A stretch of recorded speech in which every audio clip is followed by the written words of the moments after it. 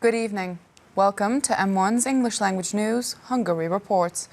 I'm Híradó with today's news from Hungary and the Carpathian Basin. Let's get started. We can't even comprehend right now how big a day this was for Hungary. Viktor Orbán evaluated the Belt and Road Initiative's summit in Beijing. The Prime Minister said that political leaders have agreed to connect Asia and Europe and that Hungarians will benefit from new jobs, trade growth and huge economic possibilities. Water is being collected in these plastic containers in Cape Town. The water scarcity and the poor quality of water are huge problems in Africa and in many Asian countries. Hungarian and Chinese experts are trying to find a solution to this problem together, mainly with these modern water cleaning machines. The two countries' foreign ministers agreed on the project in Beijing at the Belt and Road Initiative's Economic Forum. Besides the joint water management project, many other decisions were also significant to Hungary. Chinese companies still regard Hungary as an attractive destination, and considering that Chinese companies have state-of-the-art technology, they would contribute to the Hungarian economy's quicker and more successful dimensional transition, Híradó said. Prime Minister Viktor Orbán signed a number of agreements with the Chinese PM, among others one about a digital Silk Road and another one about Hungarian poultry export. They also said that the development of the Hungarian section of the Budapest-Belgrade Railway could finish within 5 years. Further decisions were made regarding the expansion of the Hungarian pharmaceutical export, regarding the joint aim to establish a Hungarian-Chinese university, and regarding the plans on a fast train between Budapest and the Romanian capital, Bucharest. They also aim to enhance tourism between the two countries, for which they have launched flights to new destinations. The Prime Minister uploaded a video on his social media page where he says that this cooperation provides new jobs and great economic opportunities for Hungarians. Agreements that have never existed before have been made. Let's call it the Euro-Asian Economic Zone, which many people have talked about, but no one has established so far. Connecting Europe with Asia seemed to be impossible. But now there is political intention, money and will. Political leaders have agreed to connect Asia with Europe through air, railways and public roads, the Prime Minister said. Viktor Orbán also pointed out that the agreements could provide a good answer to migration, as they also help less developed countries. He further emphasized that we may not even know now what a significant day this was for Hungary. Fidesz has made an official request for data from the European Commission on the anonymous migrant debit cards. Tamás Deutsch said that Brussels is handing out a far greater number of migrant debit cards than before, and not just within the EU, but also outside of it. Fidesz wants to know how many migrant debit card programs the European Commission is operating, how much money immigrants receive through it, and how much money the EU has spent on this program so far. Just the institution of the anonymous immigrant debit cards in itself perfectly shows the outrageous pro-migration politics that the European Commission is following, that poses a serious security threat for millions of European citizens. The new Catholic church in Páty has been consecrated. The cornerstone for the church in the Pest County town was placed back in 2000. Construction began in 2006 and it was just now completed. The state also contributed more than 930,000 euros of funding. State Secretary Miklós Soltész said that the people of Páty chose a different road than people in European countries where hundreds of churches are being closed or reopened as clubs or mosques. 13 years and countless diocesan and state funding, along with donations from congregations, were all needed for the St. John Paul II Catholic Church in Páty to be completed. Believers had to use one of the movie theater's buildings before. People have felt for a long time that it's never going to be done. And then suddenly something started, and we could feel it day by day. Yes, it is going to be done soon. It's a great joy for us, this local man said. The modern church building was consecrated by the diocesan bishop of Székesfehérvár Antal Spányi on Sunday morning.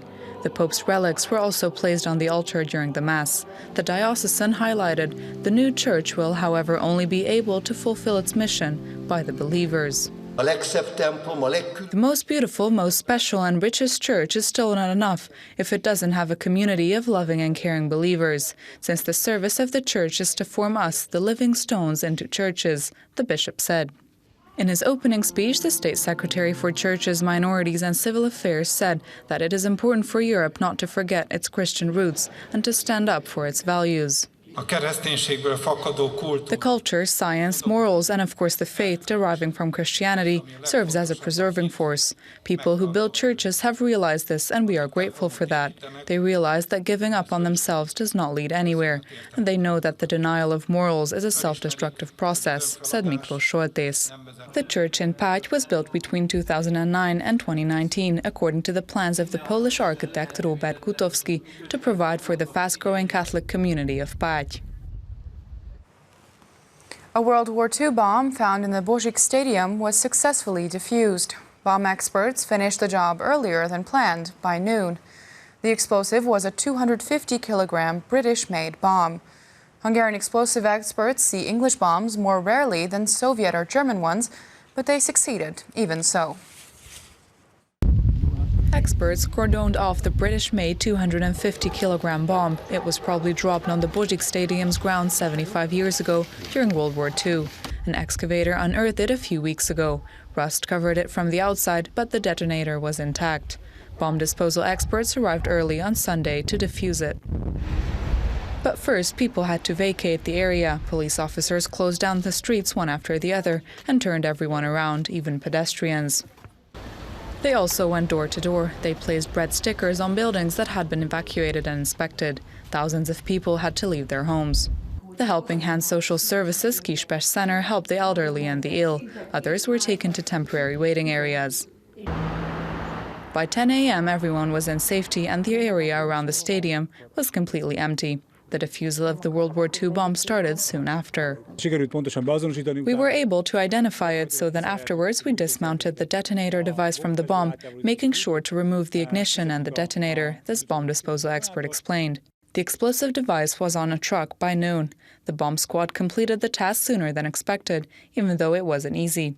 Soviet and German bombs have the detonators in the front, while this model's was located in the back, making it harder to remove.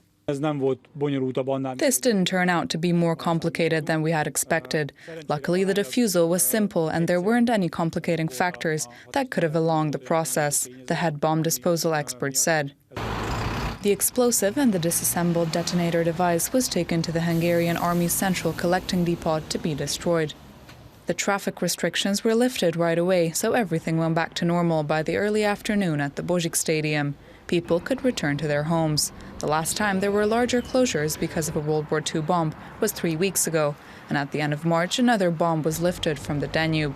Bomb disposal experts are alerted about 2,500 times a year to similar cases.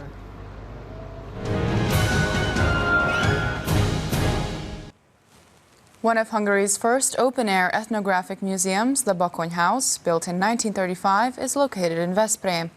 The straw roof and the porch were built to mimic other houses from back in the day. The house provides an insight into the lives of Protestant nobles who lived in the small settlements of the Veszprém County. The Bakony House is open to visitors all year round. The work of János Tornai is on display at an exhibit in Hódmezővásárhely. The museum is named after the painter who was born 150 years ago. The exhibit, titled Paint with an Admiring Soul, includes more than 300 paintings, and several among them have never before been seen in Hungary. At the beginning of his career, Tornai painted Hungarian peasants and themes of the Alföld region. He later continued that with a new vision and color palette, opening a new category in Hungarian paintings of the era.